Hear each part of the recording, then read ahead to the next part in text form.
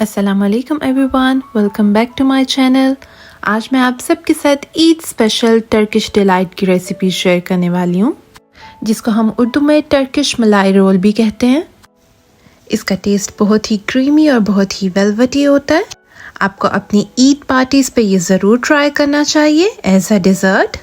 Recipe start करने से पहले अगर आप मेरे चैनल पे न्यू है तो please like share and subscribe and don't forget to press the bell icon, ताकि मेरी आने वाली तमाम तरह रेसिपीज़ आपसे मिस ना हो सकें।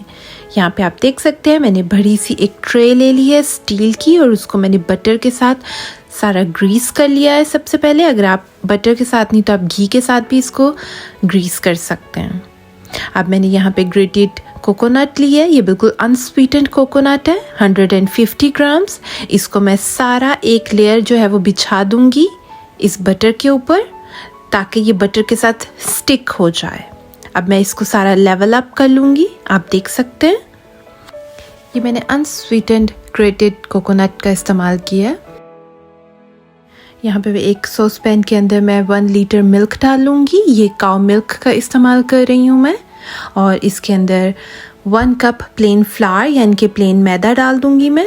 और सेम 1 कप ही मैं शुगर का इस्तेमाल करूँगी, 1 कप शुगर इस्तेमाल कर रही हूँ मैं इसके अंदर। और इसको विस्क की हेल्प से अच्छी तरीके से मिक्सअप कर लूँगी। जब इसके अंदर फ्लावर जो है वो अच्छी तरीके से मिक्सअप हो जाएगा और कोई लम्स नहीं रहेगा, तो फिर मैं इसको स्टोव पे रख दूँगी ताकि ये थिक हो जाए। इसको पकाने के लिए सिर्फ 2 से 3 मिनट चाहिए मुझे, और ये थिक होना शुरू हो जाएगा। मैं इसके अंदर 1 टेबलस्पून रोज़ वाटर का इस्तेमाल कर रही हूँ। कोई भी आप टर्किश डिलाइट बनाएं या कोई भी आप मिठाई बनाएं तो उसके अंदर मैं रोज़ वाटर का इस्तेमाल करती हूँ। अगर आपके पास रोज़ वाटर अवेलेबल नहीं है तो आप उसकी जगह वनीला एसेंस या फिर आलमंड एसेंस, जौन सी भी खुशबू आपको पसंद है वो आप इस्तेमाल कर सकते हैं। यहाँ पे मैंने 1 टेबलस्पून अनसॉल्टेड बटर डाल दिया इसके अंदर। बटर डालने से इसका टेस्ट जो है वो बहुत ही सिल्की सा हो जाएगा। ये आप देख सकते हैं। इसको 3 से 4 मिनट हाई फ्लेम पे पकाने के बाद ये किस तरह थिक हो गया है, और अल्हम्दुलिल्लाह ये रेडी हो चुका है। अब मैं इसको इस कोकोनट के ऊपर सारा पोर कर दूंगी। इस कस्टर्ड को बनाते वक्त आपने इसके अंदर कंटिन्यूसली विस्क ज़रूर चलाना है, ताकि हमारा जो कस्टर्ड है वो जले नहीं। अब इस कस्टर्ड को मैं स्पैचुला की हेल्प से अच्छी तरीके से लेवल अप कर लूँगी और इसको रूम टेम्परेचर पे पड़ा रहने दूँगी तकरीबन 1 घंटे के लिए, ताकि ये बिल्कुल ठंडा हो जाए। अगर आपके यहाँ गर्मी का मौसम है तो आप इसको फ्रिज में भी रख सकते हैं। ठंडा होने के बाद ये और भी ज़्यादा थिक हो जाएगा और सेट हो जाएगा कोकोनट के साथ। फिर हम इसके ईजीली रोल्स बना सकेंगे। मैंने इसके अंदर 1 कप शुगर का इस्तेमाल किया।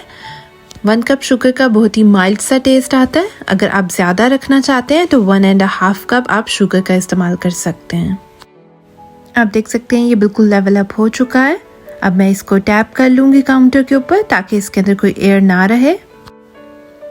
अब यहाँ पे मैंने एक खाली बोल के अंदर व्हिपिंग क्रीम ले लूँगी और 1 से 2 मिनट इसको अच्छा सा बीट कर लूँगी।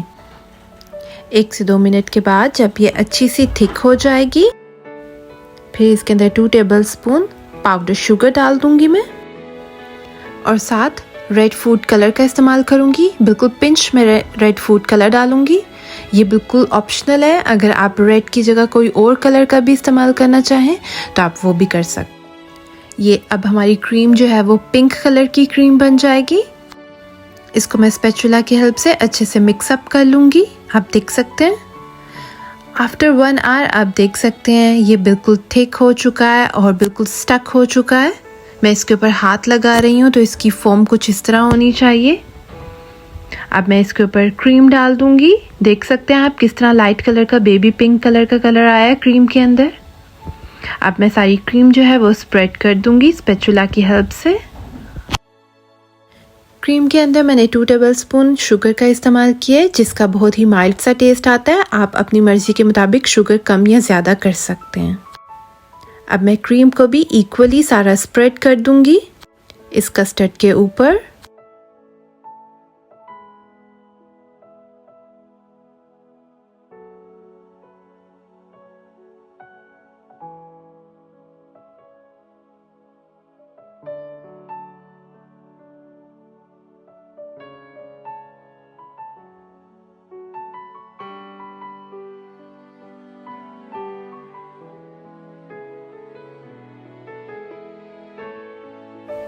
आप देख सकते हैं अल्हम्दुलिल्लाह हमारी क्रीम जो है वो इक्वली स्प्रेड हो चुकी है। अब मैं बटर नाइफ की हेल्प से इसके चारों कॉर्नर्स को पहले अलग कर लूँगी डिश से। मैं नाइफ को कुछ ऐसे इस्तेमाल करूँगी कि एक ही दफ़ा में कस्टर्ड जो है वो डिश से अलग हो जाए। अब मैं इसको इक्वली 6 पार्ट में डिवाइड कर लूँगी। आप साइज़ अपनी मर्ज़ी से छोटा या बड़ा कर सकते हैं।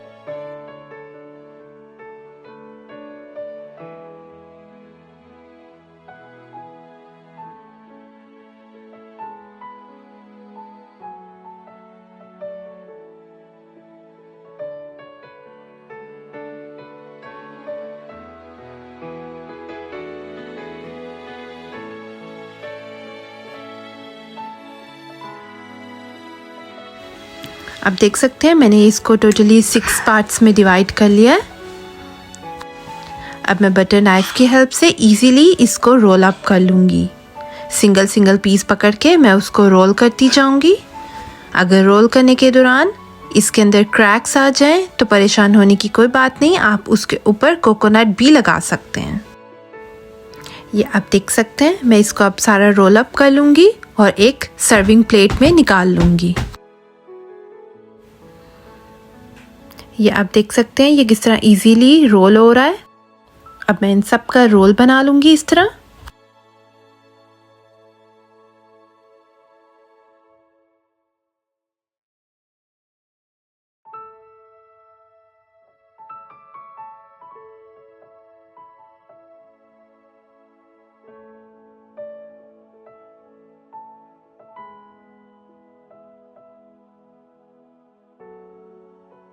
ये आप देख सकते हैं अब मैं इसके ऊपर कोकोनट लगा दूंगी।